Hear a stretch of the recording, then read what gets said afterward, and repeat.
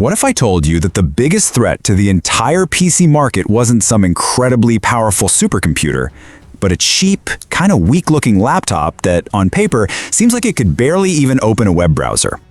So how on earth is that even possible? Well, to really get it, we need to look at a few key pieces of this puzzle. We're going to start with the underdog laptop itself, then we'll uncover Apple's secret weapon that makes the whole thing work. From there, we'll see exactly why the PC world is so vulnerable right now, break down Apple's Trojan horse strategy, and finally, talk about what this all could mean for the future of your computer. Alright, so let's start with the machine at the center of this whole storm, a rumored laptop that people are calling the MacBook Neo. Now, at first glance, this thing looks like it's built entirely from compromises. You know, a bunch of cut corners just to hit a price point that's shockingly low for an Apple product. But is there maybe something more going on here? And this brings us to the central, almost unbelievable question of this entire explainer. See, the MacBook Neo is rumored to run on a chip that was designed for an iPhone. Now, for decades, we've all been taught that phone processors and computer processors are totally different beasts. Computers need these big, powerful, power-hungry chips to run complex software, right? Meanwhile, phones need small, super-efficient chips to save battery.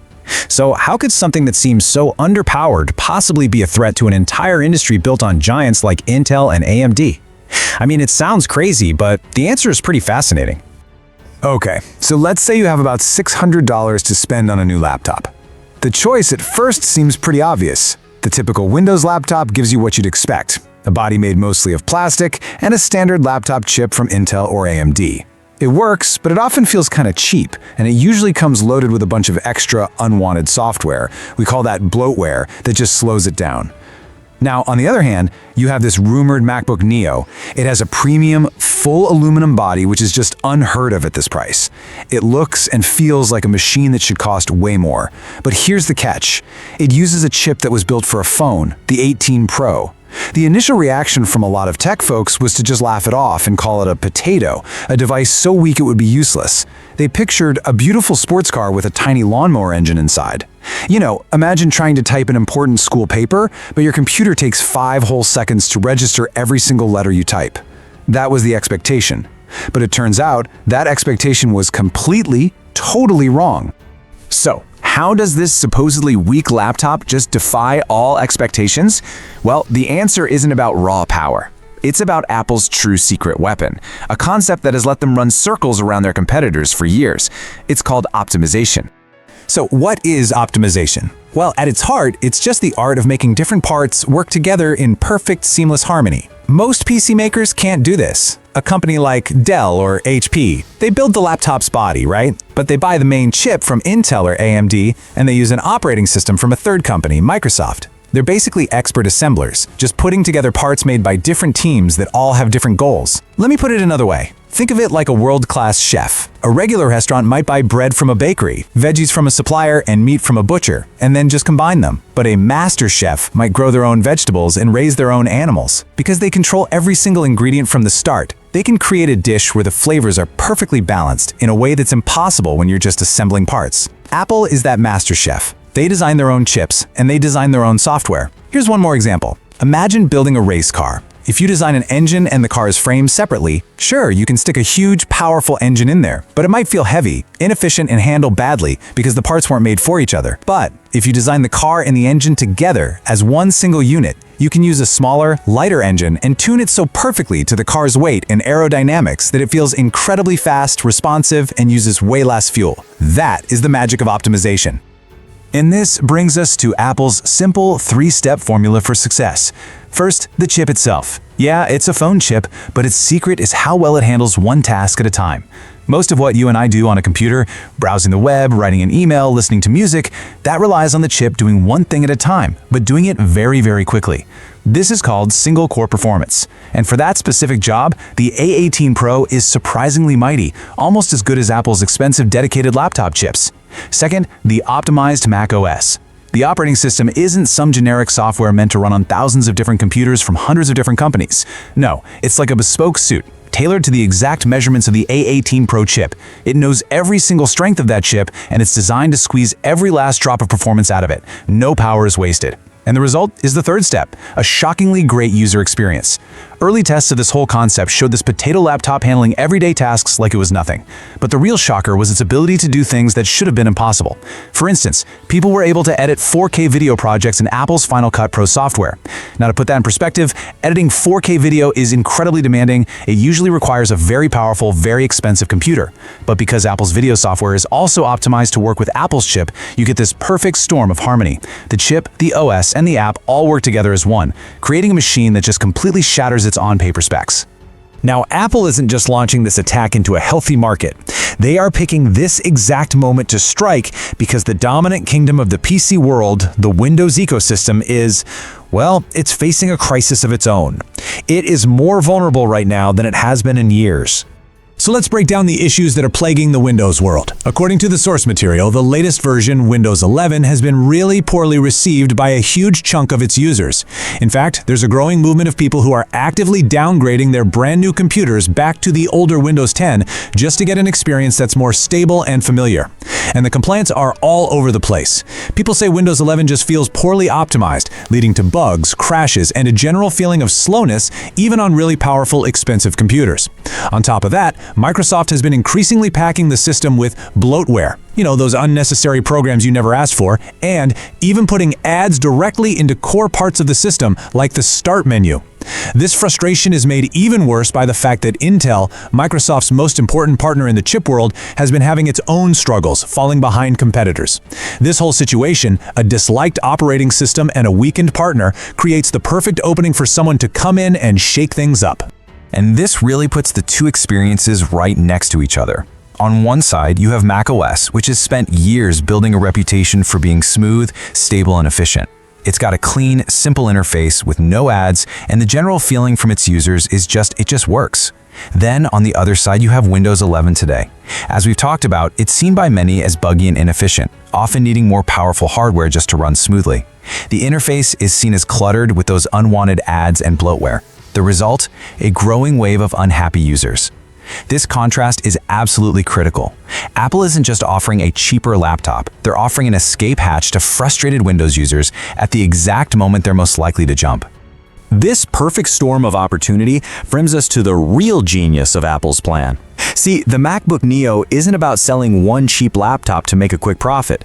It's a Trojan horse. It's this deceptively simple, appealing package that's designed to get inside the walls of the Windows kingdom. And its real purpose isn't profit, it's conquest. This quote from the source material just perfectly captures the whole strategy. Apple probably isn't trying to make a ton of money on each $600 MacBook Neo they sell. They might even just break even. The laptop itself isn't the prize. It's a tool. It's a strategic card in a much, much bigger game. Its entire purpose is to be a bridge. To put it another way, the MacBook Neo is kind of like a gateway drug for the Apple ecosystem. Apple is making a calculated bet. They believe that if they can just get you to try their operating system, to experience that smooth, optimized, ad-free world for a low price, you'll get hooked. The classic business example for this is the razor and blades model. A company will sell you the razor handle for super cheap, sometimes even losing money on it. They don't make their profit on the razor. They make it for years and years by selling you the expensive replacement blades that only fit their handle. The MacBook Neo is the cheap razor handle. The rest of the Apple ecosystem, the iPhone, the Apple Watch, the more expensive MacBook Pro you'll buy down the road, those are the blades. And right here, you can see that long-term plan in action. This isn't about 1 year. It's a multi-decade strategy that starts with a single, low-cost purchase. So, picture a student in 2026. They need a laptop for school, and the $599 MacBook Neo is an amazing option. It looks great, and because of that optimization we talked about, it works perfectly for writing papers and doing research. For the next 4 years of college, they get deeply familiar and comfortable with macOS. It's what they know. Okay, now let's fast forward 5 years, to 2031. That student is now a young professional with a job, making more money. Their trusty MacBook Neo is getting a little old and they need more power for their career. So what do they buy? Are they going to switch to a totally different operating system like Windows that they haven't used in years? Not likely. They're comfortable with macOS, so they upgrade to a powerful and much more expensive MacBook Pro. Now let's fast forward another 5 years, to 2036. That person is now well established, and by this point, they are fully invested in the Apple ecosystem. Their MacBook Pro syncs perfectly with their iPhone. They track workouts on their Apple Watch. Text messages pop up on their laptop screen automatically. Everything just works together. At this point, the cost and the pure hassle of trying to switch away from this interconnected web of devices would be huge. You'd have to replace everything. And it all started with one affordable $599 laptop a decade earlier. That is the Trojan horse strategy. So, what does this all mean for the future? I mean, if Apple's strategy works, it's not just about selling a few more laptops. It could fundamentally reshape the entire personal computer market, creating a new and really dramatic division of power. This could lead to a future where the PC market splits right down the middle into two distinct categories. On one side, you'd have Mac OS becoming the mainstream choice, the default operating system for the huge majority of users. We're talking students, office workers, creative professionals, basically anyone who uses a computer for work and daily tasks like email and browsing. And on the other side, Windows could get pushed into a niche. Now, it would be a very large and very profitable niche, but a niche nonetheless.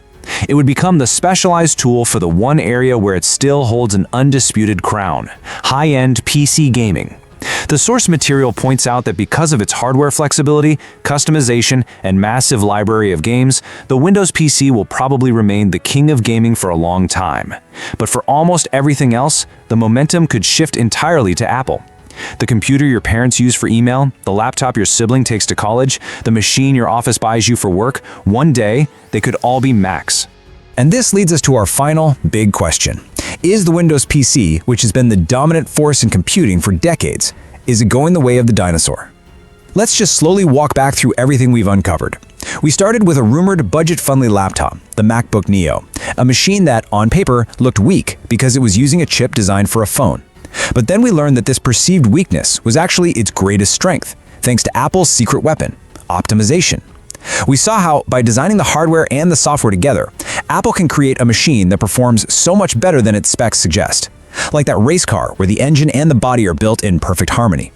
We talked about how that phone chip has incredible single-core performance, which is exactly what students and office workers need for their everyday tasks. Then we looked at why the timing for all of this is so perfect. The Windows kingdom is struggling, with lots of users unhappy with Windows 11's bugs, bloatware, and ads. And that, combined with the struggles at its key partner Intel, has created this massive window of opportunity. And finally, we unpacked Apple's brilliant Trojan horse strategy. That cheap MacBook Neo isn't about making a profit today. It's a low-cost bridge, like that cheap razor handle, designed to get millions of new users into Apple's world. The goal is to turn a student buying a $599 laptop today into a loyal customer who, a decade from now, owns a whole collection of expensive, interconnected Apple products that are really hard to leave behind.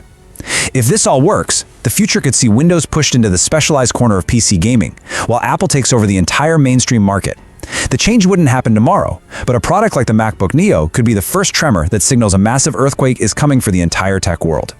The reign of the traditional PC might not be over, but its absolute dominance is facing its most serious challenge yet. If you enjoy this video, please like, share, subscribe and hit the bell to the latest update from my channel.